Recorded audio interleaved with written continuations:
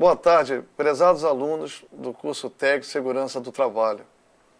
Estamos aqui de volta no momento para poder apresentarmos um assunto que é de suma importância no nosso curso técnico de segurança do trabalho. O nosso assunto do momento, onde nós vamos nos encontrar durante 5 aulas, chama-se radiações. É um assunto extremamente complexo, onde todo cuidado nas áreas de atuação dessas radiações é extremamente perigosa. Mas isso não significa que ao trabalharmos com essas radiações, nós não devamos levar esse assunto de qualquer maneira. Todo cuidado é pouco e se seguirmos as regras básicas de segurança, com tranquilidade, nós estaremos sempre seguros e evitando transtornos à nossa saúde e à nossa segurança. Nós, anteriormente, já tivemos um contato com a disciplina que se chamava Princípios da Tecnologia Industrial 2. E, no momento, nós abordamos o assunto de mecânica, onde falamos sobre diversos segmentos da mecânica. Então, hoje estou voltando aqui para poder focar esse assunto de radiações, ao qual será também muito prazeroso para mim ter a companhia de vocês novamente. Vamos trabalhar durante 5 aulas e nesses 5 momentos vamos tentar mostrar todo esse conhecimento de forma abrangente e simplificada. Boa sorte a nós. Então, dando início à disciplina de higiene do trabalho 5, vamos começar com a aula 1, onde o tema se chama radiações. Então, começando pela primeira pergunta, o que são radiações? A nossa meta é apresentar uma introdução à matéria, à disciplina de radiações, informando os seus tipos, suas características e um breve histórico. E o nosso objetivo é que, ao final dessa apresentação, você, aluno, poderá definir, conceituar o que são radiações, entender o termo decaimento radioativo, o que significa isso, e conhecer os processos necessários para que um núcleo radioativo possa se estabilizar. Você sabe o que são radiações?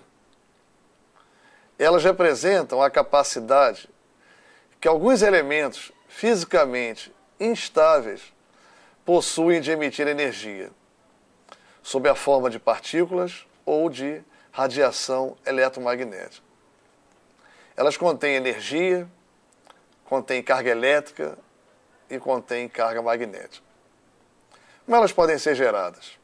Elas podem ser geradas por fontes naturais, ou seja, que se encontram na natureza, que são os elementos radioativos, ou por dispositivos gerados, projetados, construídos pelo homem, com a finalidade sempre de atender às necessidades do homem. Possuem energia variável, cujos valores vão desde pequenos valores até valores muito elevados. Quais são as radiações eletromagnéticas mais conhecidas? As radiações eletromagnéticas mais conhecidas são a luz natural, que é o Sol, as ondas chamadas de micro-ondas, as ondas de rádio, radar, laser, os raios-x e as radiações gama. As radiações sob a forma de partículas com massa, com carga elétrica, com carga magnética, mais comuns são os feixes de elétrons, os feixes de prótons, as radiações beta e as radiações alfa. Como elas podem ser? Podem ser natural ou espontânea. Se manifestam nos elementos radioativos e nos isótopos. Que isótopos são átomos com o mesmo número atômico e diferente número de massa. O número atômico de um elemento químico a gente representa pela letra Z maiúscula. E o número de massa atômica de um elemento químico a gente representa pela letra A maiúscula. Então, voltando ao nosso texto. Como elas podem ser? Natural, espontânea e se manifestam nos elementos radioativos e nos isótopos que se encontram na natureza. Raios cósmicos são raios vindos do espaço.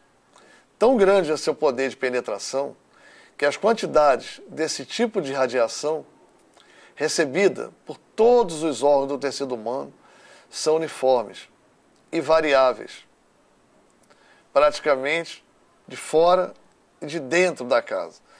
Variam com a altitude e são maiores nos polos do que na zona equatorial. Rochas são materiais que compõem a crosta terrestre. A quantidade de radiação varia de acordo com o solo e a região do planeta. Artificial ou induzida são produzidas por transformações nucleares artificiais.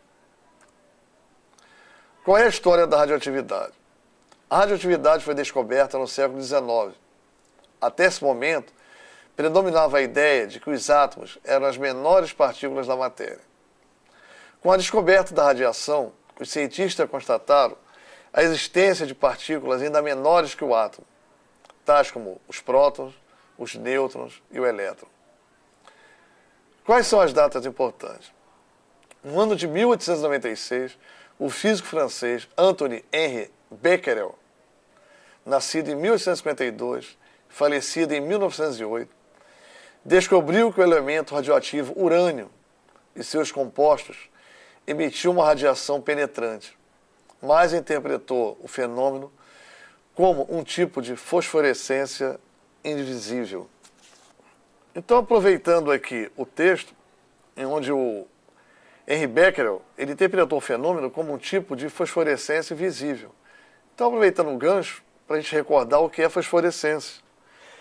É a capacidade que uma espécie química possui de emitir luz, mesmo no escuro. Em 1897, a cientista polonesa Mary Solowska-Curie, nascida em 1867 e falecida em 1934, provou que a intensidade da radiação é sempre proporcional à quantidade de urânio empregado na amostra, concluindo que a radioatividade era um fenômeno atômico. Reuter, em 1895, descobriu um tipo de radiação que atravessava corpos opacos. Lembrando que um material opaco, ele é considerado opaco quando ele não permite a passagem da luz em proporções apreciáveis, ou seja, com bastante intensidade. Mas genericamente, e por uma abordagem mais formal, em física, a opacidade é a medida da impenetrabilidade da radiação eletromagnética e outros tipos de radiação, incluindo a mais perceptível ao ser humano, que é a luz. Então, Reuter, em 1895, descobriu um tipo de radiação que atravessava corpos opacos, apesar de serem parte absorvido por eles. Esses raios possuem a propriedade de excitar substâncias fluorescentes, que impressionam placas fotográficas e aumentam a condutividade elétrica do ar que atravessa. Como eram de natureza desconhecida, foram denominadas raios ou radiação X. Na figura que se segue, nós temos o retrato da Madame Curie e de uma das mãos mostrando o esqueleto da mão, de uma das mãos. E como vocês podem reparar, até o anel que foi dado a ela pelo esposo de casamento aparece na fotografia dos raios-x. Estabilidade do núcleo atômico. Primeiramente, precisamos entender o que é o átomo e o que é o núcleo atômico. Qual a interação da energia com o átomo? Num corpo livre de influências exteriores, os átomos permanecem tranquilos e seus elétrons circulam pelos respectivos níveis em ritmo normal. Quando a energia de uma fonte externa atinge esses mesmos átomos, podem acontecer as seguintes consequências. Primeiro, retirar os elétrons das camadas mais externas dos átomos e das moléculas do corpo. O elétron pode ser deslocado para bem longe, fazendo com que ele não possa mais vir a se restituir. O átomo que fica com um ou mais prótons é chamado de íon. O átomo, para alcançar o seu equilíbrio, emitirá partículas. Neste caso, quando isto acontecer, a radiação é definida como ionizante. Segunda, os elétrons ganham energia suficiente para saltar de uma camada para outra. O átomo alcançará o seu equilíbrio com excesso de energia. Isso se chama excitação. Uma das formas para a emissão do excesso de energia é a forma de ondas calóricas, ou chamadas ondas caloríficas, ou seja, calor, emissão de calor. Neste caso, a radiação agora é definida como não ionizante. Assim, pode-se dizer que, dependendo do efeito que produzam sobre os corpos, as radiações podem ser classificadas em radiações não ionizantes e radiações ionizantes. O átomo. Todas as coisas existentes na natureza são constituídas de átomos. Olhe em volta. Os móveis, o computador, o ser humano. Eles são muito pequenos. 1 milhão de átomos expostos em uma linha pode ser equivalente à espessura de uma folha de papel. Com que ele pode ser comparado? O átomo pode ser comparado ao sistema solar.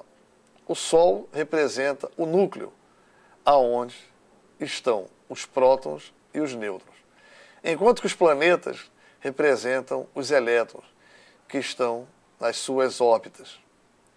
Como no sistema solar, o átomo possui grandes espaços vazios, que podem vir a ser atravessados por partículas menores que eles, conforme a figura mostra.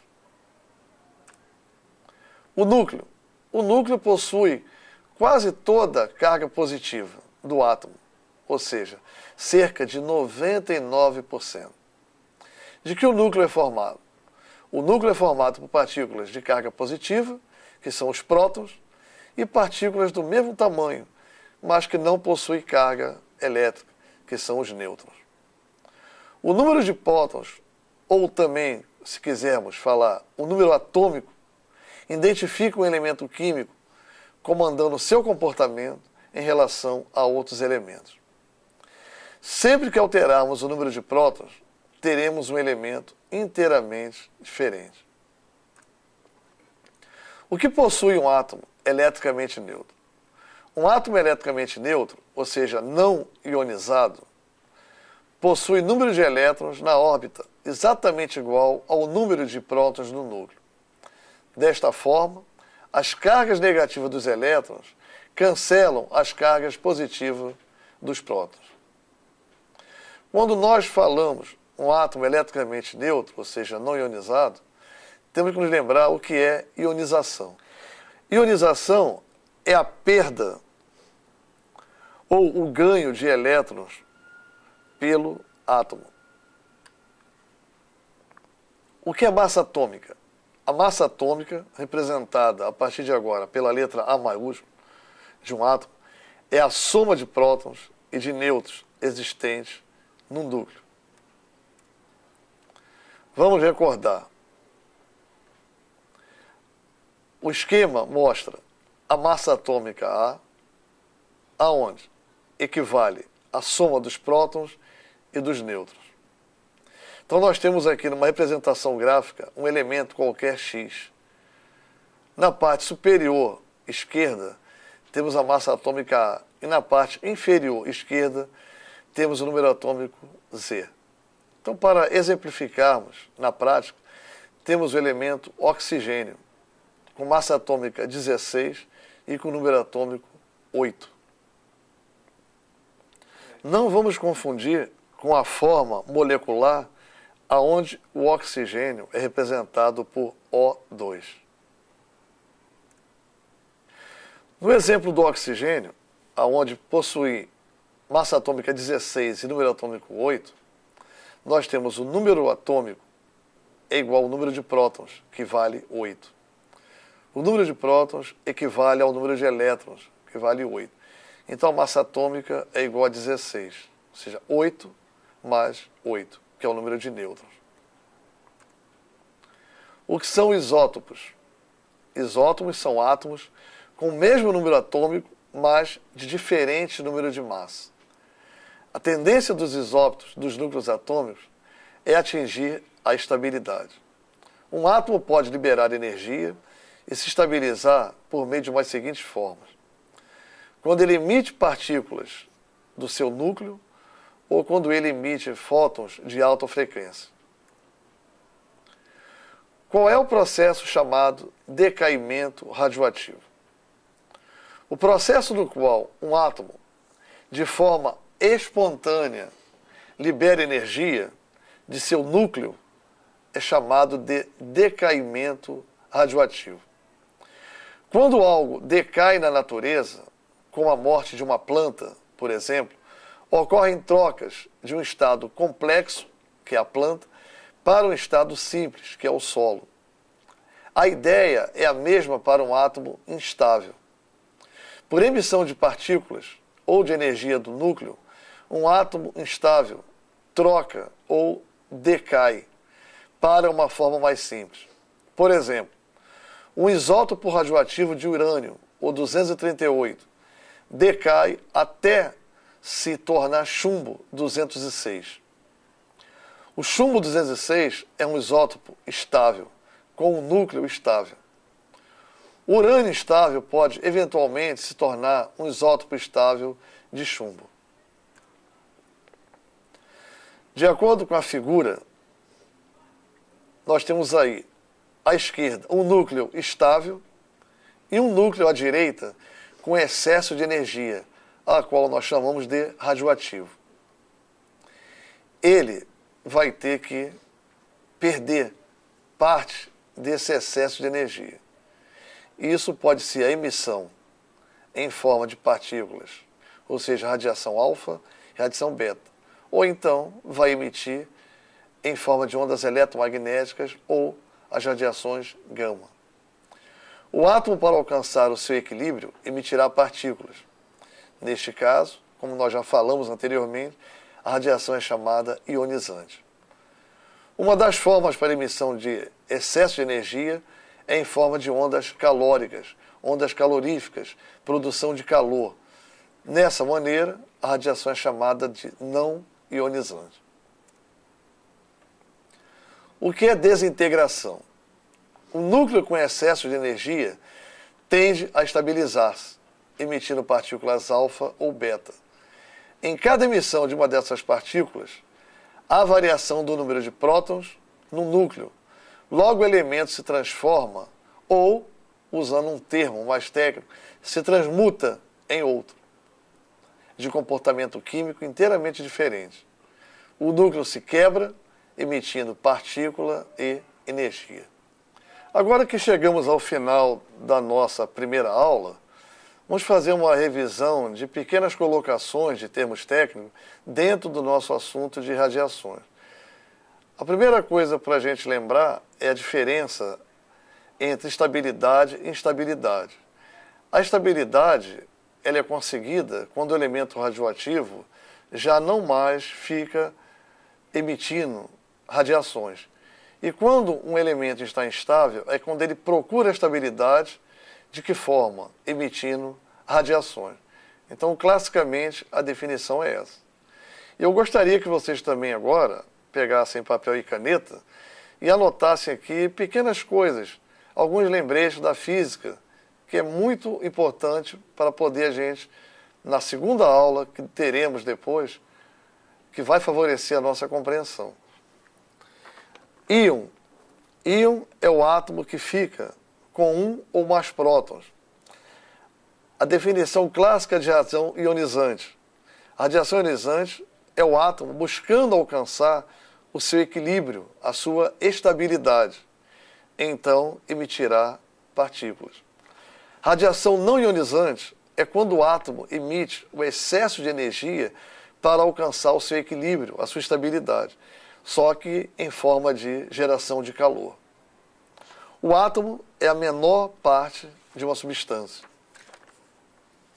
O átomo ele é composto de prótons, nêutrons e elétrons.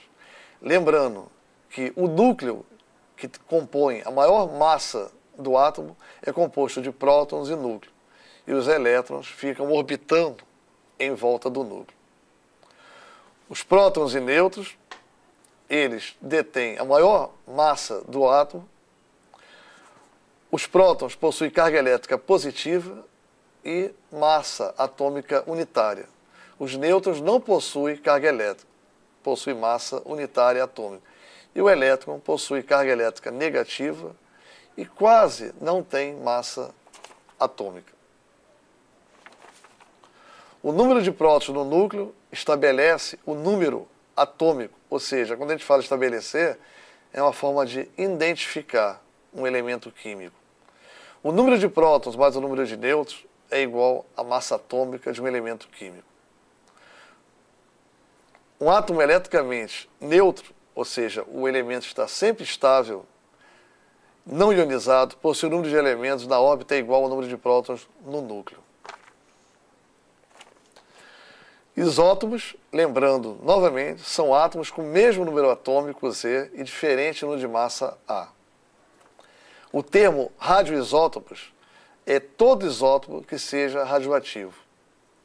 O termo radionuclídeo é qualquer elemento radioativo. Vocês agora vão realizar as suas atividades e nós vamos nos encontrar na segunda aula. Um grande abraço, até lá.